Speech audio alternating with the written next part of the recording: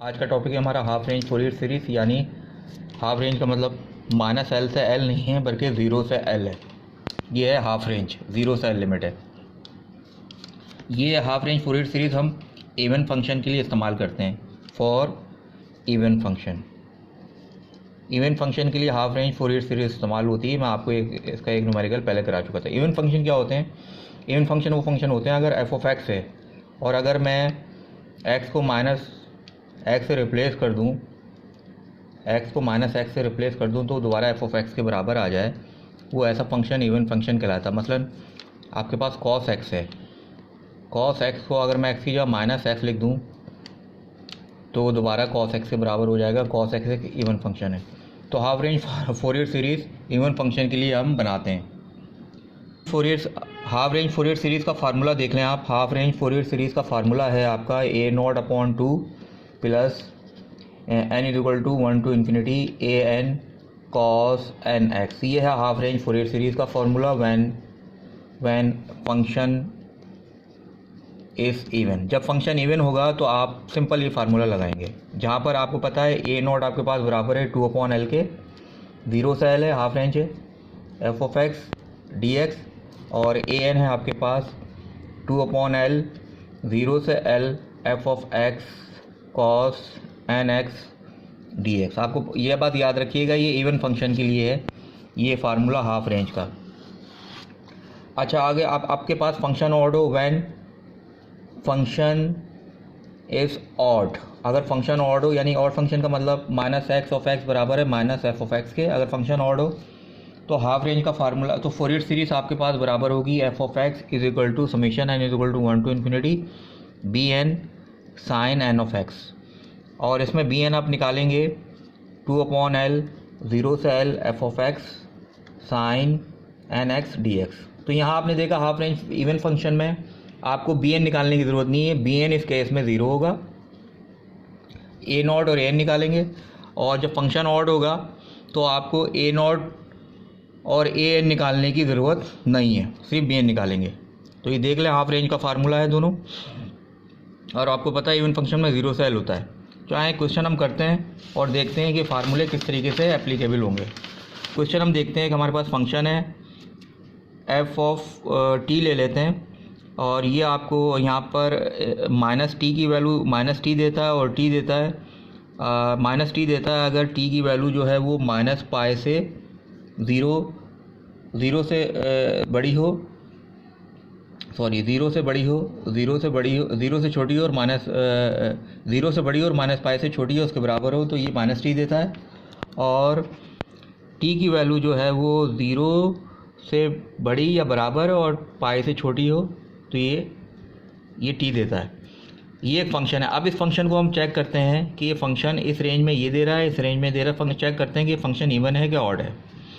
अगर इवन होगा फंक्शन तो हम ये फार्मूला लगाएंगे, और अगर ऑड होगा तो हम सिर्फ ये कैलकुलेट करेंगे। अब ये चेक करते हैं, अगर मैं टी को माइनस टी से रिप्लेस कर दूं तो देखता हूँ फंक्शन में कोई तब्दीली होती है कि नहीं होती। अगर मैं टी को माइनस टी से रिप्लेस कर दूं, टी को माइनस टी से रिप्लेस कर दूं तो मैं देखूँगा यहाँ टी को माइनस टी से रिप्लेस कर दूँगा तो ये टी को माइनस टी से रिप्लेस करूँगा तो ये माइनस टी प्लस टी हो जाएगा और ये माइनस टी हो जाएगा। तो आप देखें ये फंक्शन दोबारा फिर वही वैल्यू टी और माइनस टी के दरमियान दोबारा फ्लक्चुएट कर रहा है। पहले माइनस टी थे, अब टी माइनस टी हो गया, दोबारा इन्हीं वैल्यू के दरमियान फ्लक्चुएट कर रहा है। सही है। अब यहाँ पर अब जाहिर सी बात है यहाँ पे माइनस टी है, इधर भी आपको माइनस टी रखना पड़ेगा। तो अब ये माइनस टी रखेंगे तो यहाँ माइनस आ जाएगा माइनस टी, फिर आप इधर भी माइनस टी रखेंगे, जाहिर सी बात है फिर यहाँ भी माइनस टी आ जाएगा, ज़ीरो और पाई। अब इसको प्लस टी बनाने के लिए क्या करेंगे आप, थ्रू आउट पाई से मल्टीप्लाई कर देंगे, माइनस से मल्टीप्लाई कर देंगे। इसको भी प्लस टी बनाने के लिए माइनस से मल्टीप्लाई कर देंगे, तो लिमिट दोबारा वही लिमिट बन जाएगी और ये भी लिमिट दोबारा वही बन जाएगी। तो इसका मतलब ये हुआ कि जब मैंने टी को माइनस टी से रिप्लेस किया तो फंक्शन में कोई तब्दीली नहीं हुई, फंक्शन वही फंक्शन है, यानी f of t is equal to f of minus t. इसका मतलब ये एक इवन फंक्शन है, ये इवन फंक्शन है। अब हमें इसकी फोरियर सीरीज़ बनानी है, फंक्शन इवन है, फोरियर सीरीज़ बनानी है, तो हमें ये वाला फार्मूला एप्लीकेबल होगा, पहला वाला। इसमें हम सिंपल क्या करेंगे, ए नॉट निकालेंगे और ए एन निकालेंगे।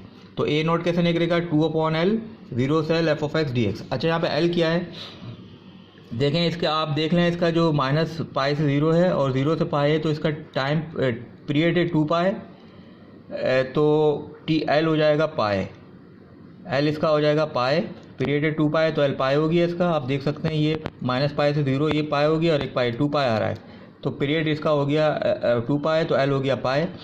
तो ए नॉट हम इस फार्मूले से निकालेंगे 2/L यानी 2/पाई, 0 से पाई। देख लें आप कैसे निकलेगा यहाँ पर, तो ये आपका हो गया 2/पाई 0 से पाई एफ ऑफ एक्स। अब आप देखें यहाँ पर कहा गया है कि जब 0 से पाई हो, जब 0 से पाई लिमिट हो तो टी रखते हैं हम, तो यहाँ पे टी आ जाएगा आपके पास, यहाँ पे टी आ गया और डी एक्स की जगह हम रखेंगे डी टी, क्योंकि टी फॉर्म में तो इधर भी आप टी कर दें।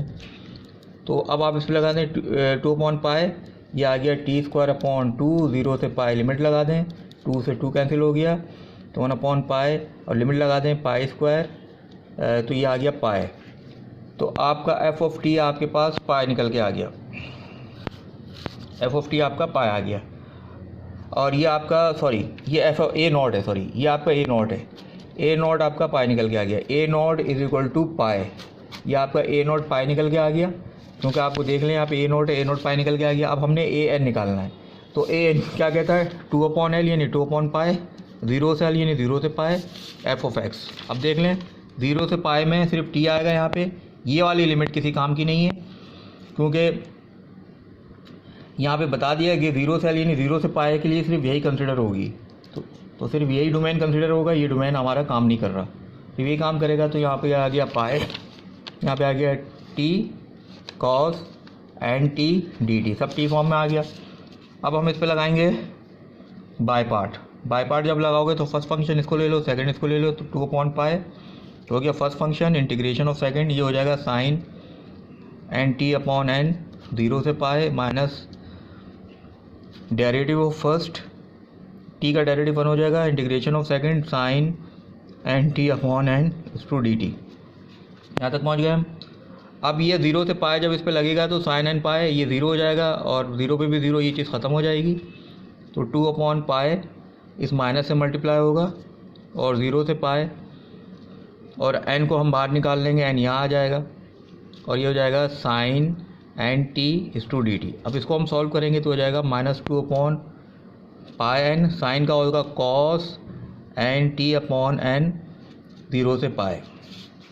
अच्छा, अब आप देख सकते हैं इस पर आप n को बाहर ले जाएं तो हो जाएगा, और कॉस का इंटीग्रेशन माइनस, तो साइन का माइनस हो तो कॉस होता है, तो कॉस माइनस ये माइनस और ये माइनस मिलकर प्लस हो जाएगा।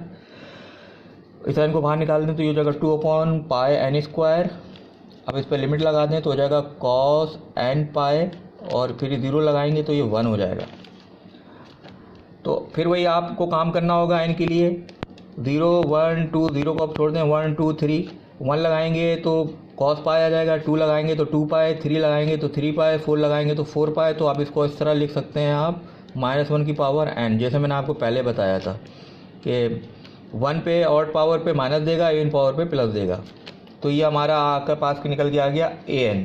तो अब आप फार्मूला देख लें टन का, f of x is equal to f of t is equal to a not upon 2 plus n is equal to 1 to infinity a n cos n t, t की फॉर्म में लिख दिया। तो ए नॉट हमारा पाई था, ये हो गया पाई/2, n is equal to 1 to infinity a n हमारा निकल के आ रहा है 2/पाई एन स्क्वायर -1 की पावर n -1 इस टू कॉस एन टी।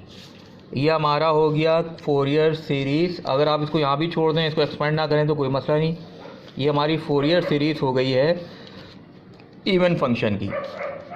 ये हाफ रेंज फार्मूला कहलाता है। ये हाफ रेंज फार्मूला इस वजह से कहलाता है क्योंकि 0 से स्टार्ट हो रहा है, इसी वजह से इसको हाफ रेंज फार्मूला कहते हैं इवन फंक्शन के लिए।